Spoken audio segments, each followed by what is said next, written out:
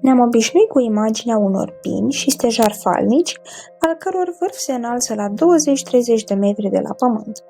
Și totuși, dacă am face o plimbare în arhipelagul japonez, am avea surpriza să întâlnim copaci miniatură, care împodobesc casele și micile terase din jurul acestora. Copacii de dimensiuni mici, sădiți în pământ sau în ghivece, nu sunt specii anumite, ci doar forme pitice ale unor arbori care, în mod obișnuit, ating dimensiuni impresionante. Aspectul lor de puieți este înșelător, deoarece, de obicei, avem de-a face cu moșnegi seculari. Secretul grădinarilor niponi a fost divulgat. Semințele copacilor falnici sunt introduse în ghivece foarte mici, cu puțin pământ.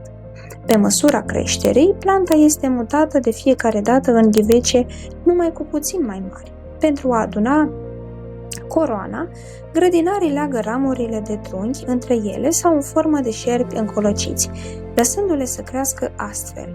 Prost hrăniți, împiedicați de a-și întinde rădăcinile și răsfira ramurile, acești copaci ating după 100-150 de ani înălțimea de 50-60 de centimetri și grosimea cel mult cât a încheieturii mâinii.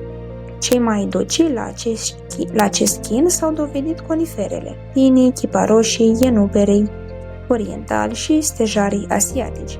Pentru a obține astfel de copaci, numiți de localnici bonsai, este necesară o răbdare de fier. Ținând seama că abia după 15-30 de ani se stabilizează statura și înfățișarea unor forme atât de originale și de prețuite în țara crizantemelor,